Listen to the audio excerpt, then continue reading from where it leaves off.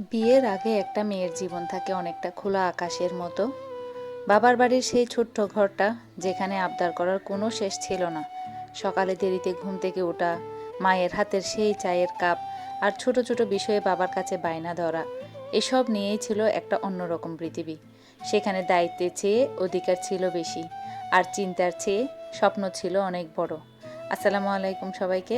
আজকে সবগুলো সবজি নিয়ে বসে পড়লাম। সবজি দিয়ে কিছু একটা রান্না করব, একটা মিক্স সবজি রান্না করব, আর একটা শুটকি দিয়ে ছোট ছোট আলু দিয়ে রান্না করে নিব। তাই সবজিগুলো কাটার জন্য বসে পড়লাম এখানে।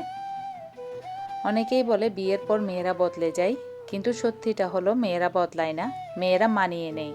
সেই মেয়েটি যে আগে এক গ্লাস পানি ঢেলে খেতে অলসতা করত, সে এখন পুরো সংসারে রান্নাবান্না আর যত্নের ভার একা হাতে সামলায়। বাবার বাড়িতে যে মেয়েটি ছিল অভিমানী, শ্বশুর বাড়িতে সেই হয়ে ওঠে সবার চেয়ে ধৈর্যশীল আশ্রয়। এই বিবর্তনটা কষ্টের নয়, বরং এটা একটা মেয়ের ভেতরে থাকা অসীম শক্তির পরিচয়। তবে এই বদলে যাওয়ার ভিড়ে নিজেকে হারিয়ে ফেললে চলবে না। মনে রাখবেন, আপনি একজন স্ত্রী বা মা হওয়ার আগেও একজন মানুষ। আপনার স্বপ্নগুলো বিয়ের পর শেষ হয়ে যায় না, বরং নতুন মোড় নেই। সংসার সামলানোর পাশাপাশি নিজের ছোট ছোট ভালো লাগাগুলোকে বাঁচিয়ে রাখুন।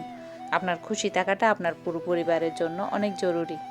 কারণ একটি সুখী ঘর তখনই তৈরি হয় যখন সেই ঘরের নারীটি মানসিকভাবে সুস্থ ও হাসি খুশি থাকে। এখানে শুটকির জন্য সমস্ত সবজিগুলো কেটে নিলাম, আর এদিকে চিচিঙ্গা আর বরবটি কেটে আমি সবজিটা বসিয়ে দিছি। এটা করতে করতে আমি অন্য একটি সবজি কেটে নিব। এটাকে আমি চনার ডাল হোটেল স্টাইলে একটা ভাজি তৈরি করতে চাচ্ছি। কাঁচা পেঁপে, আলু, গাজর সব কিছু মিক্স করে দিয়ে, চনার ডাল দিয়ে আর মুরগির হাড়গুড় দিয়ে সব কিছু দিয়ে একটা ভাজি তৈরি করব। সকালে পরোটা দিয়ে খেতে ভালো লাগবে। তাই এখন আমি সবজিগুলো কেটে নিচ্ছিলাম। বাপের বাড়িতে যে মেয়েটা ছিল রাজকন্যা, শ্বশুর বাড়িতে এসে সে হয়ে যায় পুরো রাজ্যের অতন্দ্র প্রহরী। তার নিজের বলতে কিছুই থাকে না, অথচ পুরো ঘরটাই তাকে তারা অচল। বিয়ের পর মেয়েদের আলমারি বদলে যায়, নাম বদলে যায়, এমনকি ঠিকানাও বদলে যায়। শুধু বদলায় না তাদের মায়া ভরা মনটা, যা দিয়ে সে দুটি পরিবারকে এক সুতোয় বেঁধে রাখে।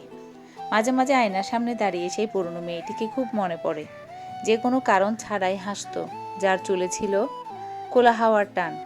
এখন সেই হাসিতে মিশে থাকে একরাশ দায়িত্ববোধ। সংসার মানে শুধু ত্যাগ নয়, সংসার মানে নিজেকে নতুন করে আবিষ্কার করা। যে মেয়েটি আগে শুধু নিজের কথা ভাবত, সে এখন 10 জনের কথা ভাবতে শেখে। এটাই তো বড় জয়। অন্যের ঘরকে নিজের করে নেওয়ার ক্ষমতা কেবল মেয়েদেরই আছে। আপনি যখন অন্য কারো মাকে নিজের মা বলে ডাকেন, তখনই আপনি প্রমাণ করেন আপনার হৃদয়ের বিশালতা কতটুকু। নিজের ছোট ছোট শখগুলোকে বিসর্জন দেবেন না। মনে রাখবেন, আপনি ভালো থাকলে আপনার চারপাশের মানুষগুলো ভালো থাকবে। নিজেকে ভালোবাসতে শেখাটাও একটা বড় দায়িত্ব।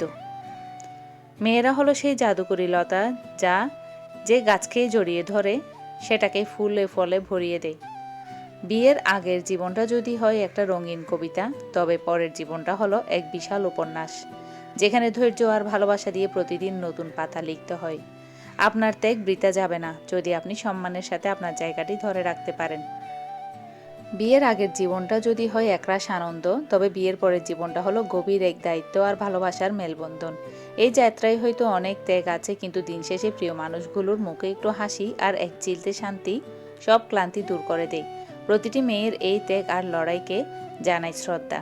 হোটেল স্টাইলের সবজিটাও তৈরি করে নিলাম এরই মধ্যে। তো আজকের জন্য এ পর্যন্ত। ভিডিওটি কেমন লেগেছে অবশ্যই জানাবেন। আল্লাহ হাফেজ।